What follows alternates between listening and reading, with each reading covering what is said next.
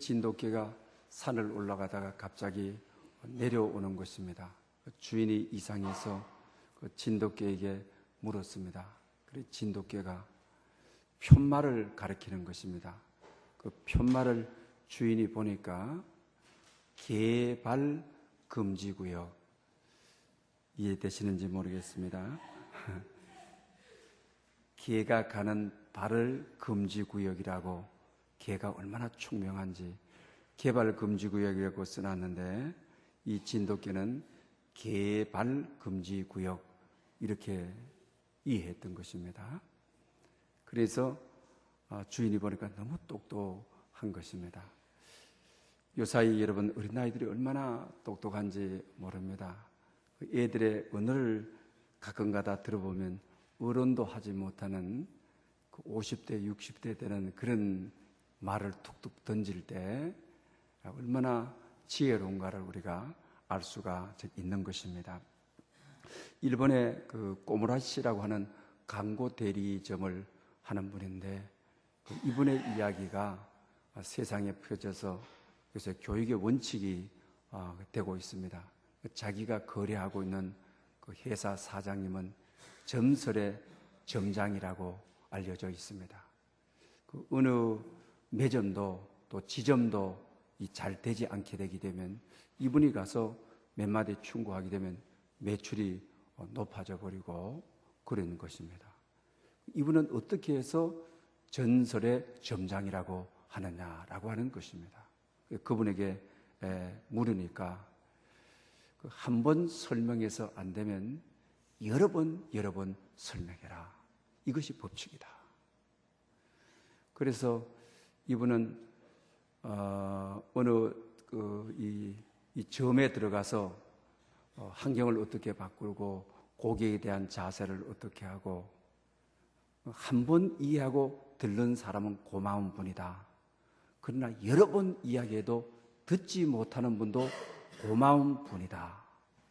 금방 머리가 좋아서 듣는 것도 고마운 분이지만 머리가 돌 같아서 잘 이해가 안 되면 돌에 새겨지는 데는 오랜 시간이 걸린다.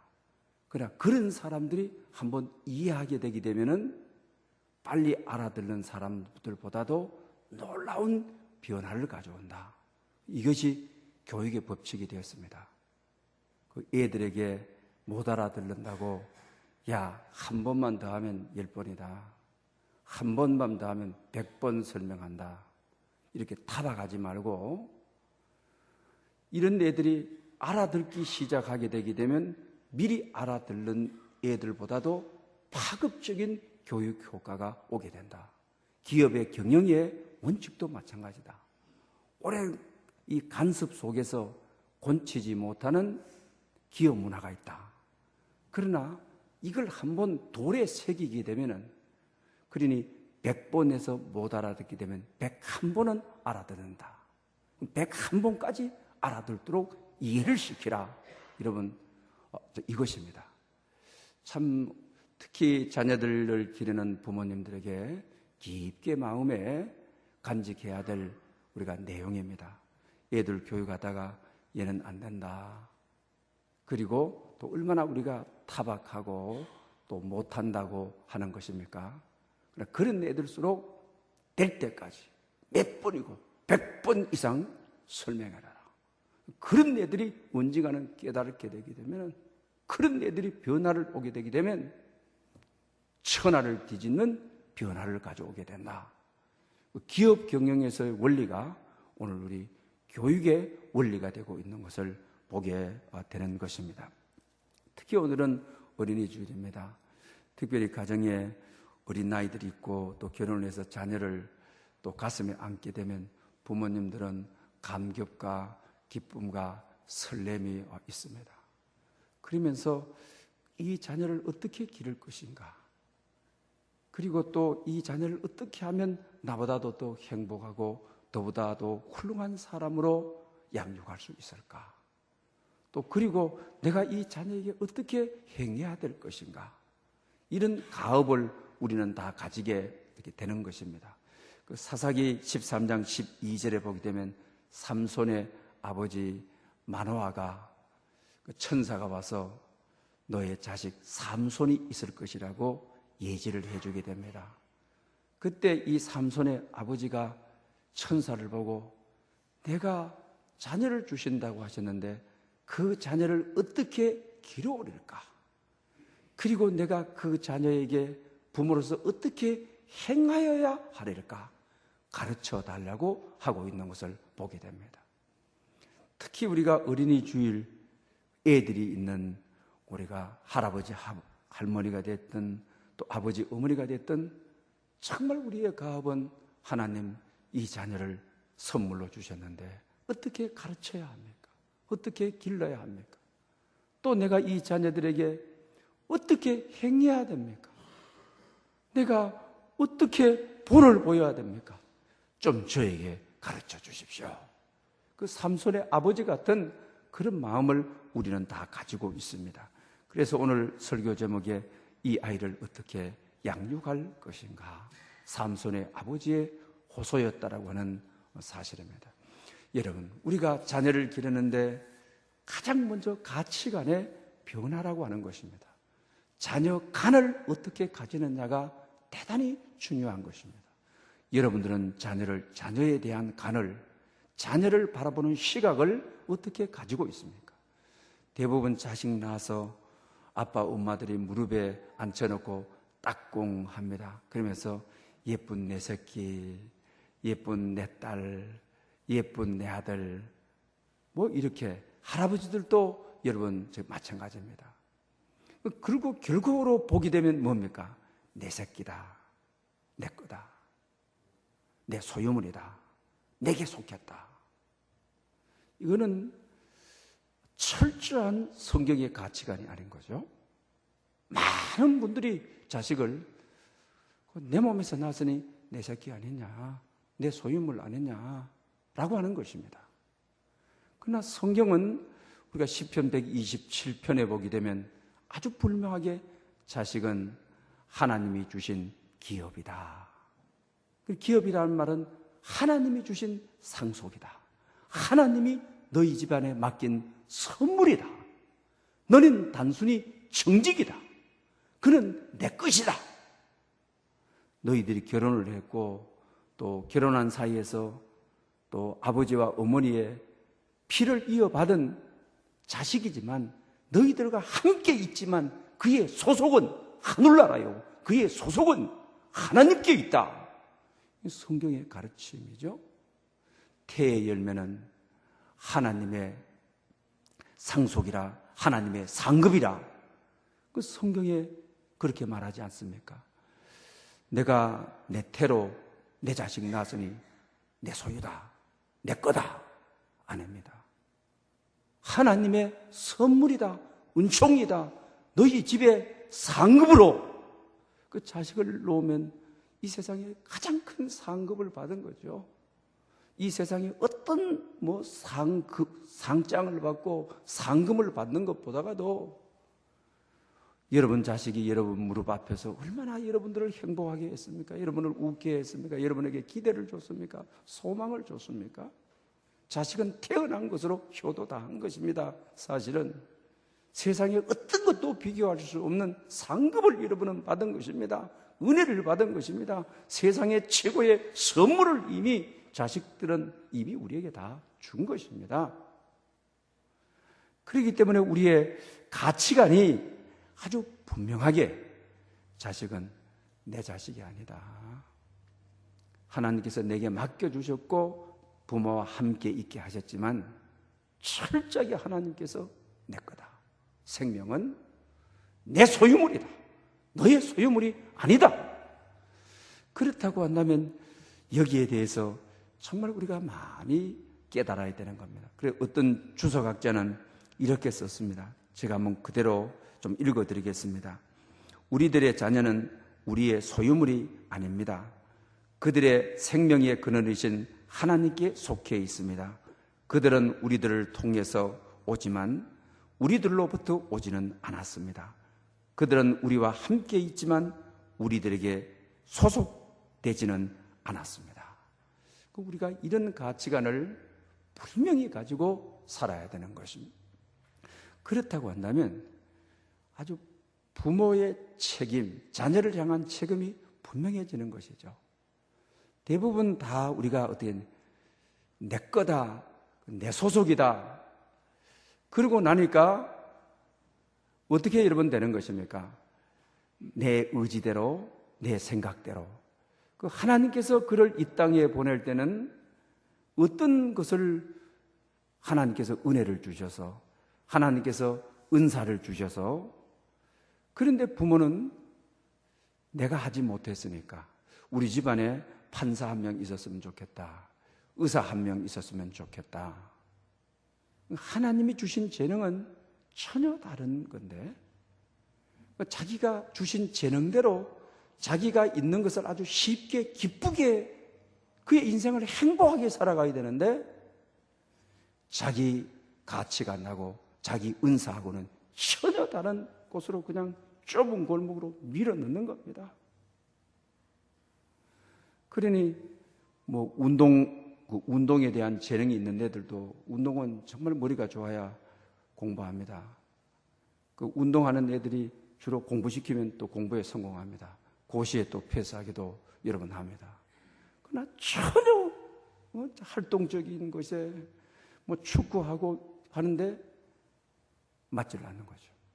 그러니 결국 어떠냐? 알코올 중독자가 되고 또 마약에 손대게 되고 전혀 자기가 일을 해도 즐겁지를 않는 겁니다.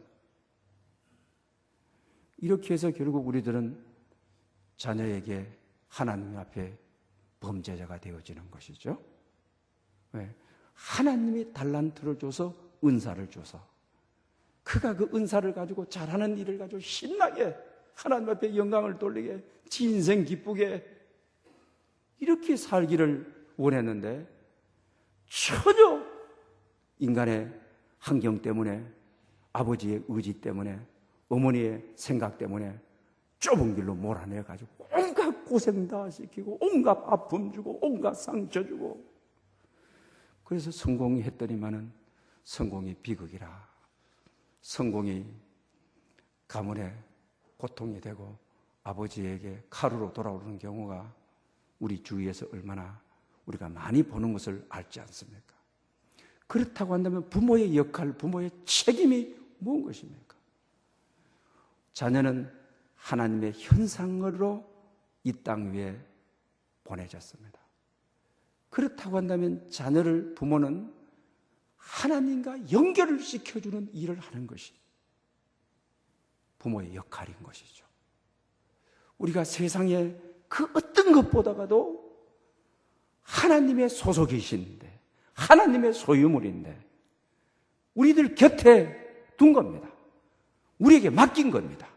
그렇다고 한다면 하나님과 연결을 잘 지켜주는 것이 부모가 역할을 잘 하는 것입니다. 세상의 환경 또 세상의 문화 이것들이 얼마나 하나님과 멀어지게 합니까? 하나님과 떨어지게 합니까? 하나님과 갈등을 느끼게 합니까?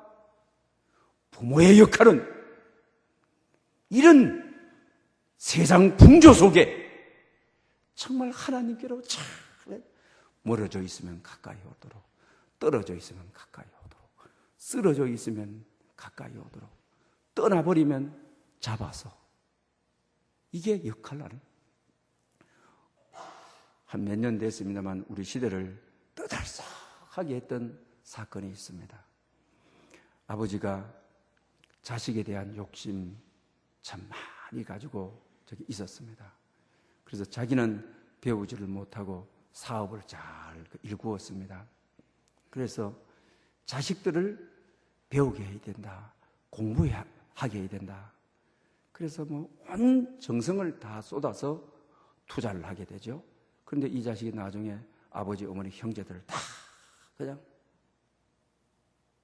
우리 사회를 얼마나 떠들썩하게 하고 이 지성인이 외국 유학까지 시켜가지고 이 지성인 이게 과연 교육의 효과냐? 교육이 인간됨의 목적이 있는 것인데 이게냐? 얼마나 떠들썩하게 했습니까? 왜 그렇습니까? 아버지가 돈을 많이 들어서 가위도 시켜주고 학원도 보내고, 그리고 성적 떨어질 때마다 야 이놈아, 내가 너를 위해서 얼마나 투자했는 줄 아느냐, 내가 얼마나 힘들면서 했는 줄 아느냐. 그리고 애들은 막 너무 갈등을 느끼니까 하니까 또 정신과 의사에게 보내가지고, 정신과 의사에게 보내기만 보면 이런 거는 해결이 된다라고 생각을 합니다. 그러나 성공을 했습니다. 그런데 그 마음속에 여러분 대부분 어렸을 때 애들이니까 부모의 절대적인 힘 앞에 눌려가지고 잘못했을 때 지하 골방에 갖다 놓고 문 잠가놓고, 그 다음에 어두운 방에 불 꺼놓고 있어라. 그 애들의 세계 속에서는 힘이 없으니까 그렇게 당하지만, 그러나 그들은 커서 이게 회복이 되느냐? 회복이 안 됩니다. 수없이 아버지로부터 그런 일을 당한 거예요. 그러나 힘이 없을 때는 그냥 절대적으로 눌려서 살지만 지 힘이 생기게 됩니다. 지가 자립하게 되고 자기 가치관이 형성됩니다. 이게 자기 자신이 아버지가 나를 사랑했지만 사랑하는 방법이 잘못돼서 이렇게 이해하면 괜찮아요. 그러나 이게 이해가 안 되는 이들이 있습니다.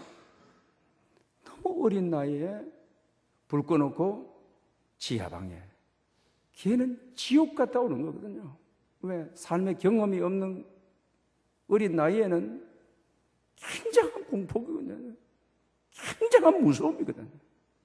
지가 힘이 있을 때 이게 도래해서 아버지 살해나고 어머니 살해나고 동생 살해나고. 여러분, 우리가 하나님이 주신 현상대로 하나님이 내게 선물로 주셨는데 하나님께로 가도록 잘 길이 되어주고 삶이 되어줘야 되지, 내 방법을 닦으려고, 내 길을 닦으려고, 내가 하지 못한 일을 자식을 통하여 대리만족을 얻으려고, 이게 해결이 안 됩니다. 큰 상처로 남는 것, 큰 아픔으로 남는 것입니다. 이제 힘이 있으니까 이제 어떻게 하느냐. 힘을, 옛날에 아버지가 골방에 문 잠가놓고 밤새우고 아침에 찾으러 오고, 이게 이제 자기 힘을, 내가 힘이 있으니 이제 아버지를 내가 한번 하겠다, 이래야 되는 거예요. 이 점을 우리가 여러분 생각해야 됩니다. 자식은 내 것이 아닙니다. 내 소유물이 아닙니다. 내 마음대로 하려면 안 됩니다. 좀 자식이 말을 안 듣더라도, 방황하더라도, 공부를 좀 못하더라도 인격적으로 대해야 됩니다. 좀 속을 많이 상하게 하더라도, 부모를 많이 울게 하더라도 인격적이어야 합니다. 그래야 나중에 후회하지 않습니다. 그러나 아버지는 오히려 그것이 그를 사랑하는 방법이고, 엄마는 그것이 바로 그의 미래를 향한 방법이고, 지금 놓치면 모든 것을 다 놓치는 것 같아서 그를 지극히 사랑해서 야구방망이 들기도 하고 또 폭행적으로도 하고 기타 다른 방법으로 하지만 그에게는 큰 상처로 남아, 큰 아픔으로 남아 치유가 안 되는 것입니다. 저도 애들에게 이 봉건주의적 사상이 많아서 권위적이고 야단 많이 치고, 세월이 지나서 가게 되면 후회로 많이 남습니다. 구구절절히 후회로 많이 남습니다. 그대로 풀어놓고 그대로 인격적인 것이 훨씬 더 좋습니다. 여러분, 자녀들 결혼시킬 때 저는 한 달 울었어요. 왜? 해준 게 없어요. 너무 참 세월 동안 그랬어요. 유학 갔다가 되돌아오게 해준 건 미안하다. 야단 치면서 살아온 건 미안하다. 주로 매대한 건 미안하다. 다 그것이 아픔이 되어 상처가 되어 결혼에 가는 딸에게 전부 미안함으로, 죄송함으로, 아픔으로, 차라리 오히려 더 인격적이고 그러지 못한 아빠로서 얼마나 후회가 되는지 몰라요. 여러분은 그런 전철을 밟지 않는 여러분들이 될 수 있기를 바랍니다. 또 결혼도 우리가 여러분 그렇지 않습니까? 여러분 결혼도 성경에 보면 우리가 연애 편지도 하고 쪽지도 보내고 사랑한다고 하고 우리의 노력으로 해서 우리가 둘이 만나는 것 같지만 그러나 성경의 가치관은 뭐라고요? 하나님이 짝지어 주신 것을 사람이 나눌 수 없느니라.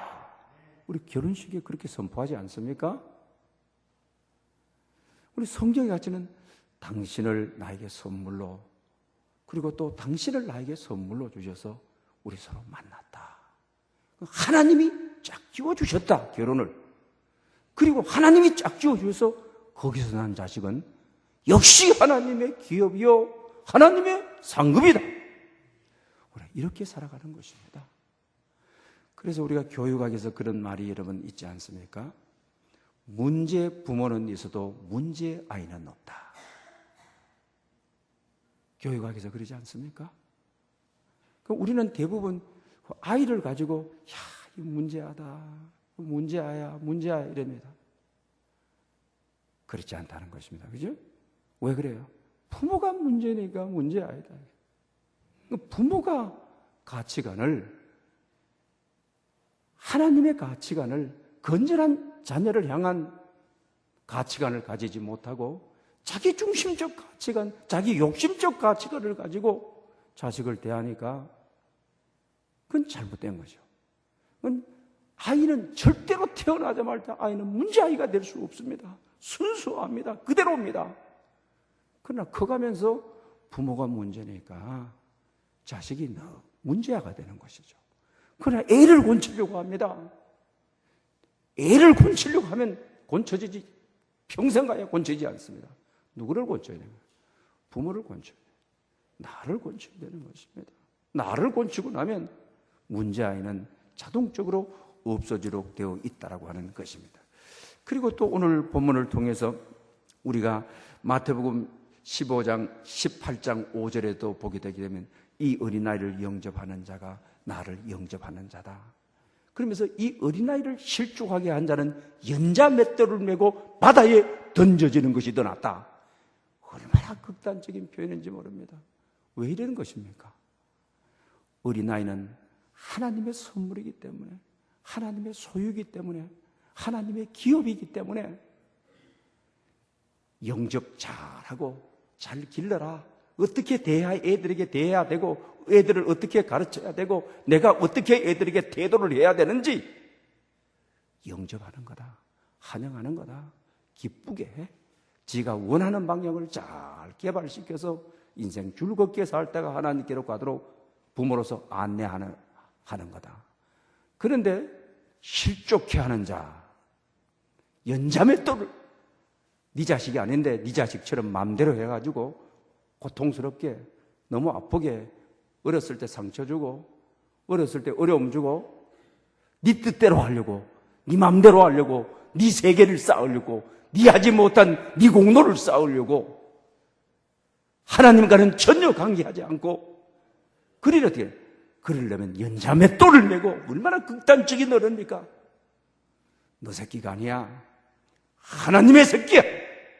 너 자식이 아니야. 하나님의 자식이야. 함부로 하면 연자맷돌을 메고 바다에 던지는 그게 낫다. 얼마나 극단적. 그러니 하나님이 맡겨둔 것이니 주의를 기울여서 정신을 차리고 너 뜻을 세우려고 하지 말고 하나님의 뜻을 세우려고 정신을 차려라. 주의를 차려라. 함부로 하지 말아라. 연자맷돌, 바다. 얼마나 극단적인 언어들입니까? 그만큼 주의를 기울여 하나님의 소유라는 것을 분명히 알아. 그리고 자녀들을 하나님께로 이끌라는 것입니다. 오늘 이 본문에도 일만 스승이시되 아버지는 많지 않다라고 하지 않습니까?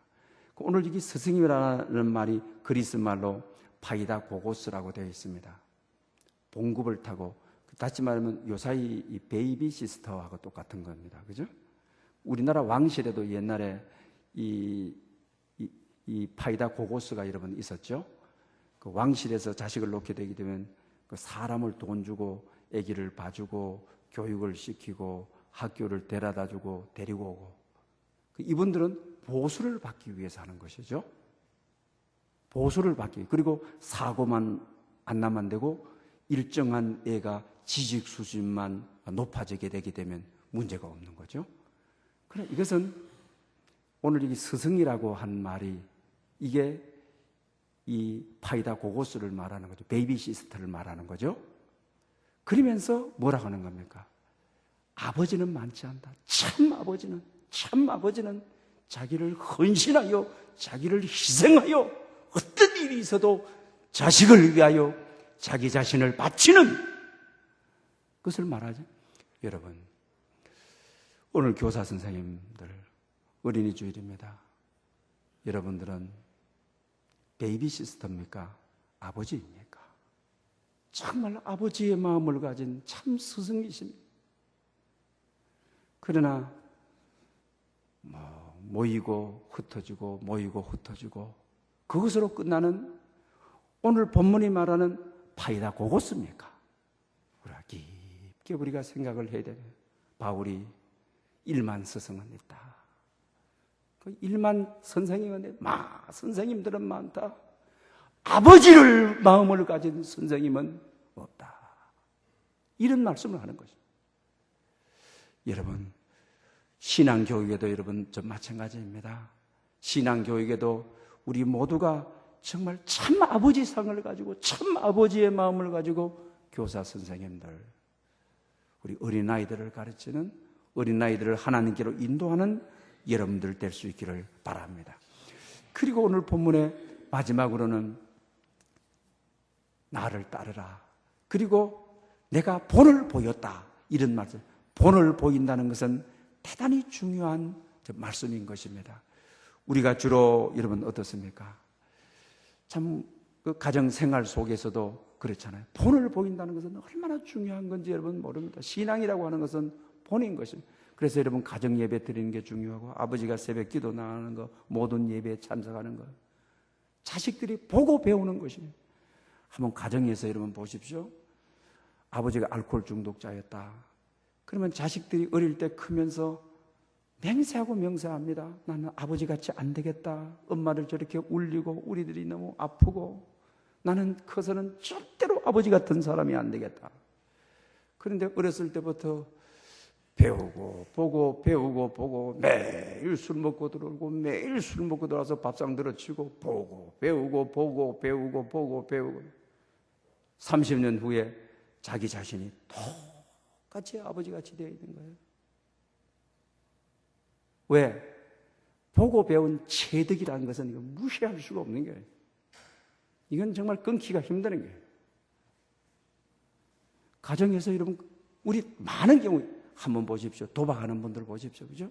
아버지가 뭐 집을 몇 채를 남기고 어머니 바깥으로 살고 천막 쳐놓고 살고 그러면 그걸 보고 어린 나이에 사람 자식은 나는 절대 하지만 아버지 나이가 딱 되어서 벌써 한번 도박장에 드나들고 있고 저 강원도 정월에 갔다 하고 보고 배우고 그러다 체득이 된 것이기 때문에 자기도 아버지 나이 되니 아버지 내가 여기에 와 있습니다. 나도 모르게 여기에 와 있습니다. 나도 모르게 내가 나 되어버렸습니다. 이런 경우 얼마나 많습니까? 그러므로 바울은 내가 너에게 본을 보였노라. 신앙교육은 본을 보이는 것입니다. 여러분, 자식은 보고 배우는 것보다도 더 이상의 어떤 것도 없는 것입니다. 여러분들이 교회 가서 이러지 말아라, 이런 말 하지 마라, 저런 말 나중에 다 이런 말 하지 마라, 저런 말 하지 마라 다 보고 배워가지고 보고 배우고 가지고 이미 체득이 되어 있습니다. 뼛속까지 들어와 버렸습니다. 곤치지 못하게 되어 버렸습니다. 그러기 전에 정말 우리가 좋은 본을, 신앙에 좋은 본을 보이고 감사에 좋은 본을 보이고 찬양에 좋은 본을 보이는 여러분 될 수 있기를 축복합니다. 할렐루야. 영광 받으시기에 합당하신 주님, 오늘 어린이 주일입니다. 자녀를 주시고